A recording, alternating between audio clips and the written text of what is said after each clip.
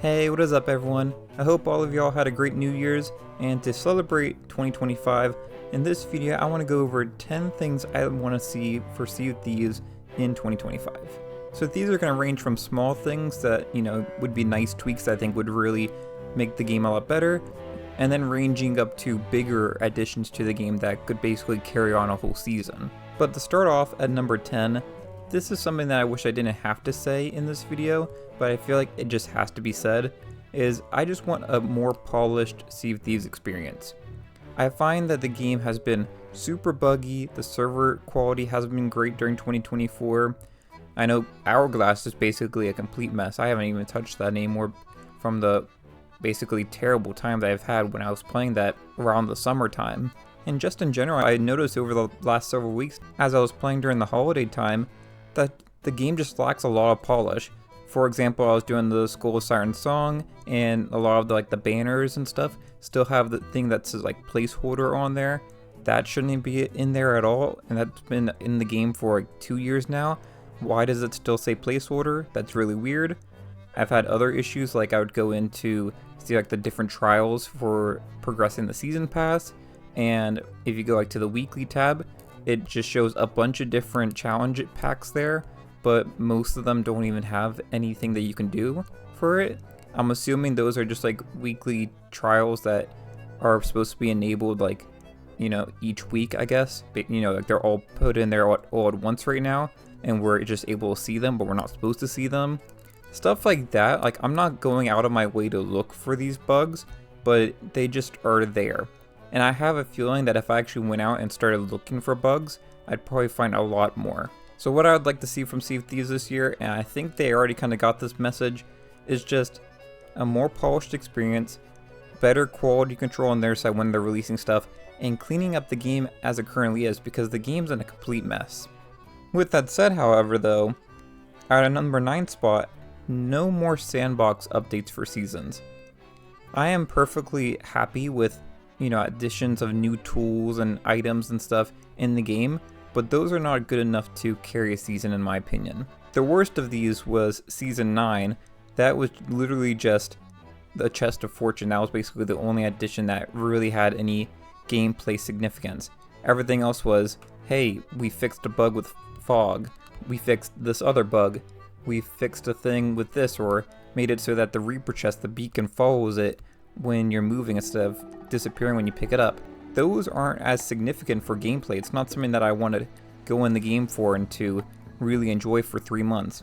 It's kind of like getting a pair of socks for Christmas. It's good that you got them and you're gonna enjoy using them when you need to, but it's not exciting. It's not a fun gift to open. So for 2025, I just don't want to see any more updates that are like Season 12 or Season 14, where it's a lot of different little features. I want actual activities to do.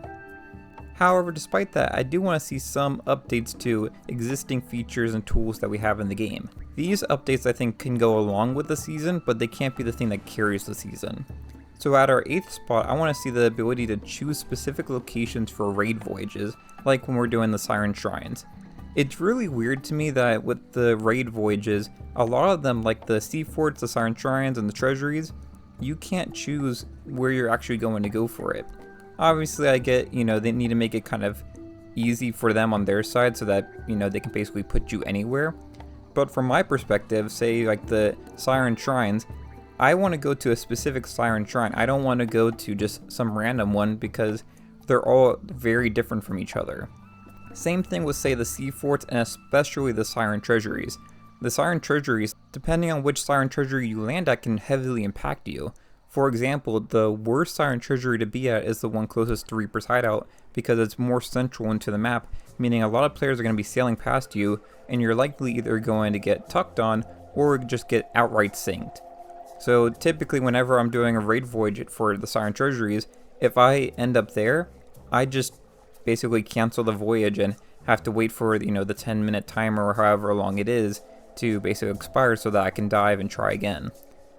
But I think this would be an easy fix and would make the raid voyage system a lot more useful, where you could basically either put it on random or you could choose a specific one where you just select on the map or something, or select a location from a drop down. Something like that. It doesn't really have to be too fancy. I just would really like that ability. Another thing that I would like to see with raid voyages at our 7th spot is the ability to increase the difficulty of raid voyages for more reward. I talked in the past about potentially making it so that the Pirate Legend Athena's Fortune voyages were more difficult for all the raid voyages, but they gave you more reward. But as I thought about it more, it might be nice to have a difficulty modifier that can be used across all the different raid voyages for all the different trading companies. So what would this look like?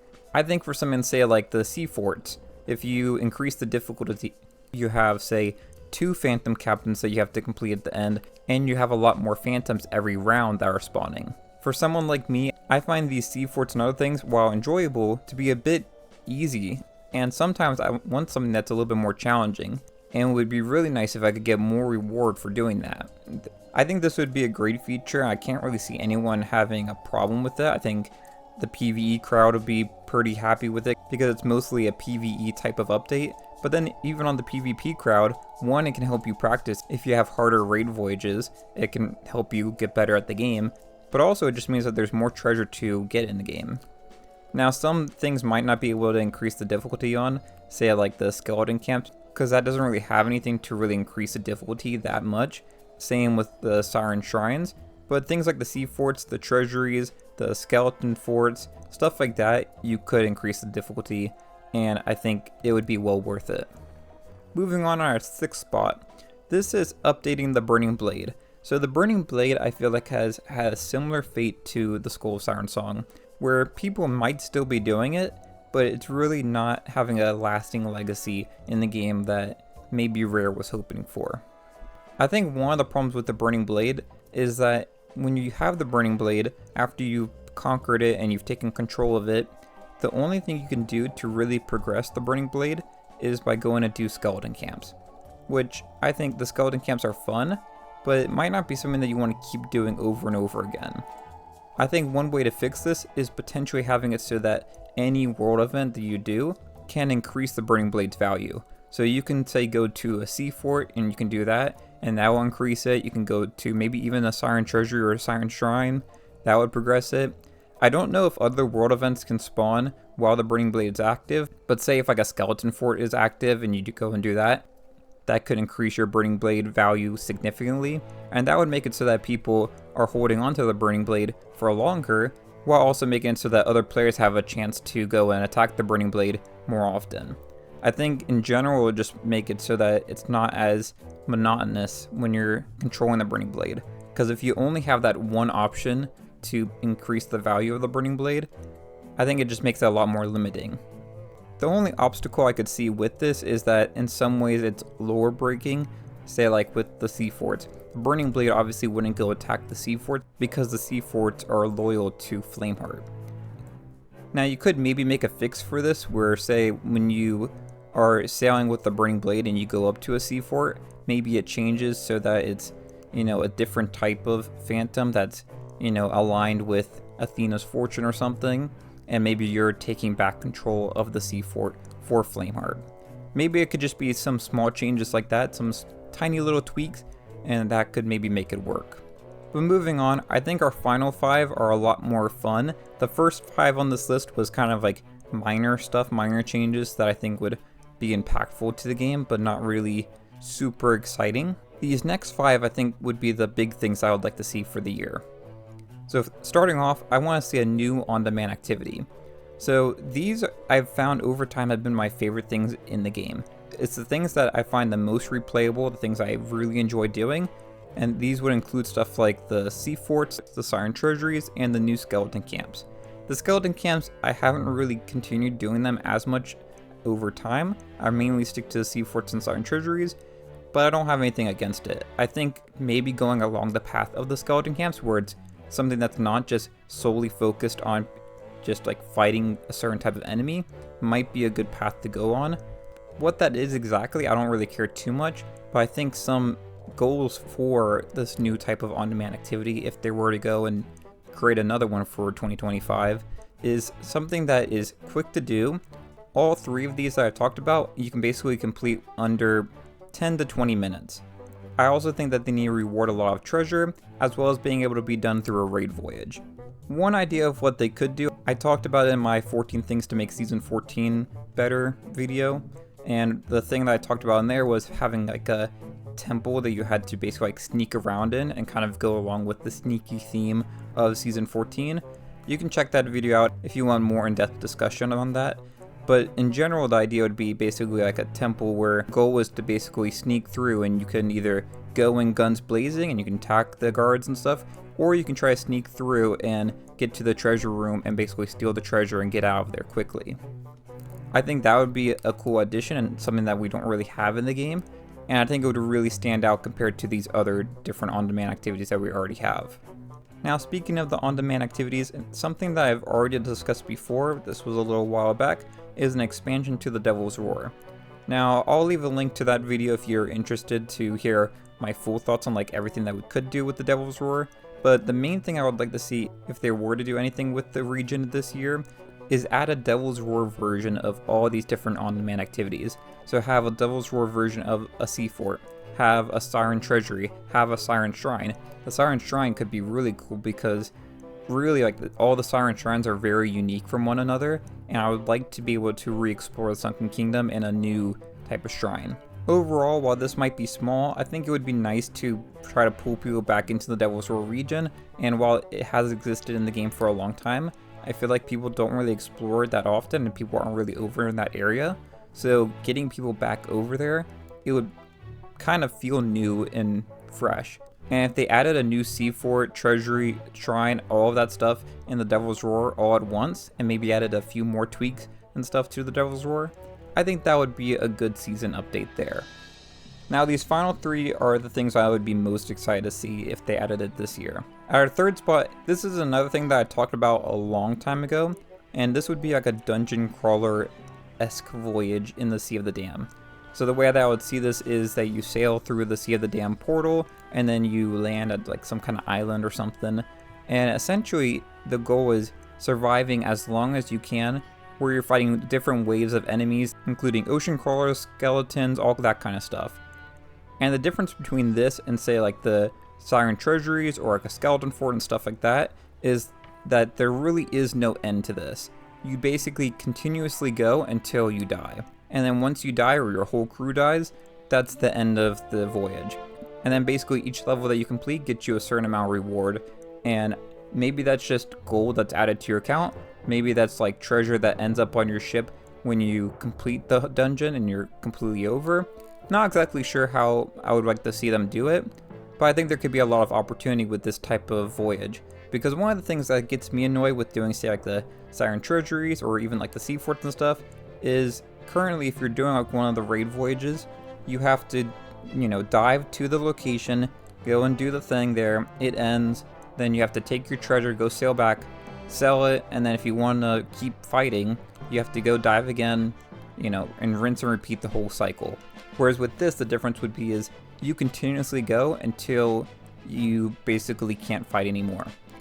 And the other thing I think that would make this stand out compared to these other activities that we have in the game currently is that say every 3 to 5 rounds, you'd have a boss fight. And these can include stuff that we already have like the Skeleton Lords, but I would also like to see new types of boss enemies such as like a giant crab that you have to fight. Similar to like what was in Moana, like a giant crab boss battle would be really cool. And we could have lots of other different types of sea creatures that we have to fight. And maybe that could go along with the Hunter's Call update that we're getting in Season 15. Moving on though, at our second spot, I think this one would be something that a lot of players would like to see. For me personally, I put it on this list because I think it would be a good thing, especially if they can do it really well.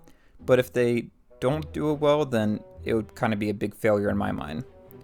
This would be a new set of original Tall Tales dealing with Flameheart and the Dark Brethren. So there's a lot of plot lines that weren't continued, as well as a lot of opportunity with Flameheart and the Dark Brethren that could be explored upon further with Tall Tales. Now, they got rid of Adventures. This was really where those storylines were being progressed, and since Adventures have been gone, we haven't really had any answers to any of this stuff. We got Season 13, which brought back Flameheart, but really outside of that, there wasn't really much story going along with that stuff. So a new set of tall tales dealing with these things I think would be really good to explore. With that said, I don't like a lot of the tall tales that Sea of Thieves has done. I think the Pirate's Life tall tales that they've done in the past were some of the best that they ever did. Other stuff like the Heart of Fire and the Shores of Gold are also some of my favorites, but then we have stuff like the Monkey Island tall tales. I was not a fan of them, and then the original set of tall tales I think are really bad and really hard to play through. So if we did get a new set of original tall tales, I would like it to be more in the vein of a Pirate's Life tall tales or like the Heart of Fire and the Shores of Gold. Those ones I think are the model of how they should do tall tales going forward. Finally, the last one on our list at number 1, and this isn't really like anything groundbreaking, but it's just a new player activated world event. So over the last few years, Sea of Thieves has been trying to do world events that are like supposed to be basically bringing players together, but it hasn't really worked out that well.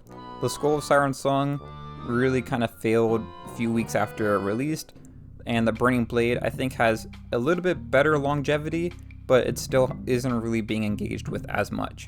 But we do see stuff like the Fort of the Dam still being engaged with many years after it's been released, and I think it's one of the most fun things in the game, because it's really one of the only places that you can like go and do successful tucking with. It's one of the things that you can do alliances together with.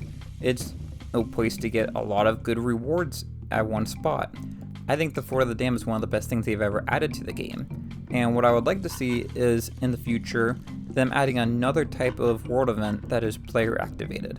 So this would be something where you have to get, a certain couple of things to basically activate it. Maybe, for example, you have to go down to the Sunken Kingdom and you have to get like a wind collar or a Breath of the Sea or something like that, and then you place that on like a pedestal or whatever, and that's what activates the world event. Something that makes it so that the player really has to kind of go out of their way to activate it, and then it basically signals to everyone else in that server that, someone's actually there, someone's actually doing this, and there's a lot of reward up for grabs. I think that would be really great for the game. Obviously, I don't think we need tons of player activated world events, because once you add too many of these type of things, it basically becomes oversaturated. But I think the Fort of the Dam has been out for a while, and I think there's room for another type of player activated world event. But those are my 10 things that I thought of that I would like to see for 2025. I'd love to hear in the comments below what type of updates would you like to see added this year. But that's all I have for this video. If you enjoyed, it'd be great if you like and subscribed, and check out some of these other videos that are here on screen. But that's it for this video. Thanks for watching, and I'll see y'all later. Bye y'all.